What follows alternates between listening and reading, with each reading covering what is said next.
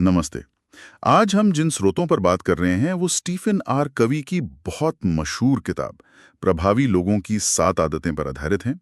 ये किताब दुनिया भर में जानी जाती है। हाँ, बिल्कुल। काफी प्रभावशाली रही है।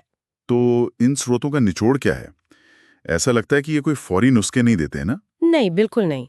ये स्रोत बताते हैं कि किताब असल में व्यक्तिगत और जो आपसी मुश्किलें होती है ना, उनको सुलझाने का एक अलग नजरिया देती है। अच्छा, कैसा नजरिया?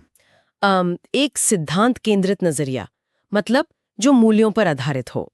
हाँ, और स्रोत इस बात पर काफी जोर देते हैं कि किताब ऊपरी तौर तरीकों, जिसे शायद पर्सनैलिटी एथिक कहा गया है, उसके बजाय अंदरूनी बदलाव पर फोकस करती है। सही। यानी चरित्र निर्माण पर। सुनने में थोड़ा गहरा लगता है। इसका मतलब क्या हुआ, थोड़ा समझाएंगी? हाँ, देखिए, इसका मतलब है कि कवि जैसा स्रोत बताते हैं, वो दो तरह के नजरियों में फर्क करते हैं। एक है पर्सनालिटी एथिक। इसमें क्या होता है कि तुरंत दिखने वाली स्किल्स, टेक्निक्स या वो सकारात्मक सोच पर जोर होता है। जैसे जल्दी से दोस्त कैसे बनाएं या मीटिंग में कैसे एकदम प्रभावशाली दिखें, ये सब ऊपरी चीजें हैं। सतही एक तरह से। बिल्कुल। और दूसरा है कैरेक्टर एथिक। हम्म, ये ईमानदारी, न्याय, धैर्य, मतलब ऐसे बुनियादी सिद्धांतों पर टिका होता है। अच्छा। और स्रोत कहते हैं कि सच्ची और जो लंबे समय तक टिकने वाली प्रभावशालीता है, वो इसी कैरेक्टर एथिक्स से आती है, न कि सिर्फ बाहरी दिखावे से। यही है वो सिद्धांत केंद्रित नजरिया। समझ गया। तो ये सिर्फ ऊपरी पॉलिशिंग नहीं, बल्कि जड़ से जुड़ा मामला है। और इसी सोच पर वो 7 आदतें आधारित हैं जिनकी बात किताब करती है। एग्जैक्टली, बिल्कुल। ये 7 आदतें एक तरह का ढांचा है। हम्म, देखिए, पहली 3 आदतें हमें खुद पर जीत हासिल करने में मदद करती हैं। खुद पर जीत। हाँ, मतलब निर्भरता से स्वतंत्रता की ओर ले जाती हैं। ये है सक्रिय बनना। Be proactive. हाँ, फिर अंत को ध्यान में रखकर शुरुआत करना। और तीसरी, जरूरी चीजों को प्राथमिकता देना। Put first things first. सक्रिय बनना, इसका मतलब सिर्फ काम शुरू कर देना तो नहीं होगा शायद। नहीं नहीं, स्रोत बताते हैं कि इसका गहरा मतलब है अपनी प्रतिक्रिया चुनने की जिम्मेदारी लेना। अच्छा, जिम्मेदारी लेना। हाँ, मतलब हालात चाहे जैसे भी हों, हम अपना रवैया चुन सकते हैं। ये इसका कोर है। और अंत को ध्यान में रखकर शुरुआत करना। इसका मतलब है ये जानना कि आप जीवन में असल में जाना कहाँ चाहते हैं, आपके मूल्य क्या हैं। इसके बिना वो जो तीसरी आदत है ना, जरूरी चीजों को प्राथमिकता देना, वो मुश्किल हो जाता है। क्योंकि पता ही नहीं होगा कि जरूरी क्या है। बिल्कुल। तो ये तीसरी आदत सिर्फ टाइम मैनेजमेंट नहीं, ये लाइफ मैनेजमेंट के बारे में ज्यादा है। ठीक है, तो ये पहली 3 आदतें हुई व्यक्तिगत स्वतंत्रता के लिए, एक तरह से नींव। इसके बाद की आदतें। हाँ, अगली 3 आदतें हमें दूसरों के साथ मिल के काम करने में मदद करती हैं। इसे स्रोत पब्लिक विक्ट्री कहते हैं। Public victory.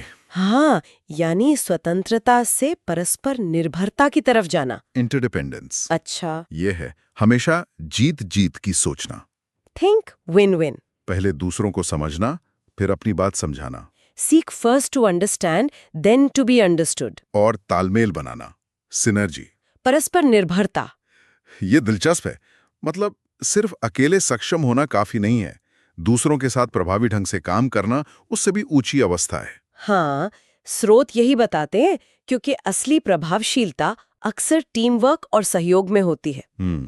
जीत जीत की सोचना का मतलब है ऐसे समाधान ढूंढना जिससे सबका फायदा हो, सिर्फ मेरा या सिर्फ आपका नहीं।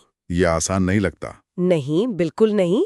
इसके लिए हिम्मत भी चाहिए और दूसरों की परवाह भी, दोनों चीजें। और पहले दूसरों को समझना, ये सुनने में तो सीधा लगता है, पर शायद असल में सबसे मुश्किल आदतों में से एक हो। बहुत मुश्किल।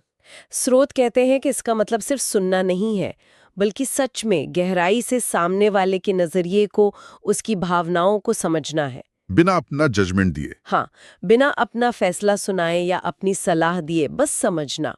और जब ये समझ पैदा होती है, तभी सिनर्जी या तालमेल मुमकिन है। सिनर्जी, तालमेल, मतलब जैसे वो कहते हैं 1 + 1 = 3, या उससे भी ज्यादा? हाँ, स्रोत सिनर्जी को कुछ इसी तरह समझाते हैं।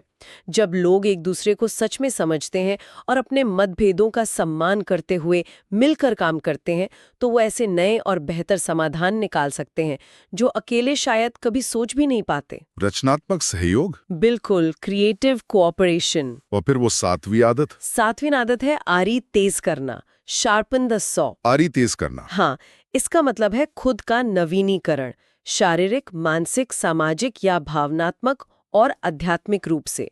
स्रोत कहते हैं कि लगातार प्रभावी बने रहने के लिए खुद को रिचार्ज करना उतना ही जरूरी है जितना काम करना।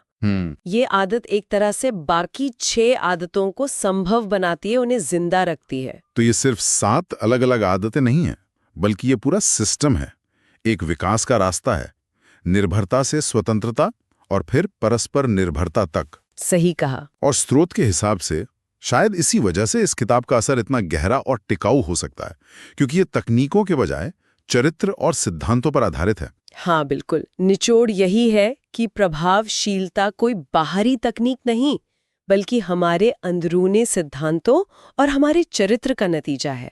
ये एक मजबूत नींव बनाने जैसा है जिस पर सब कुछ टिकता है। तो अगर संक्षेप में कहें, इन स्रोतों से हमें स्टीफन कवी के नजरिए की एक अहम झलक मिलती है कि सच्ची कामयाबी और असर जो है वो अंदर से शुरू होता है, सिद्धांतों पर टिके रहने से और लगातार खुद को बेहतर बनाने से। बिल्कुल। और यहाँ एक सोचने वाली बात ये उभरती है जो स्रोतों में भी निहित है कि आज की दुनिया में जो अक्सर तुरंत नतीजों और बाहरी दिखावे पर ज्यादा ध्यान देती है। हाँ, इंस्टेंट ग्रेटिफिकेशन वाली दुनिया। हाँ, तो ऐसी दुनिया में क्या ये सिद्धांत आधारित चरित्र निर्माण वाला नजरिया अब भी उतना ही प्रासंगिक है, उतना ही प्रैक्टिकल है?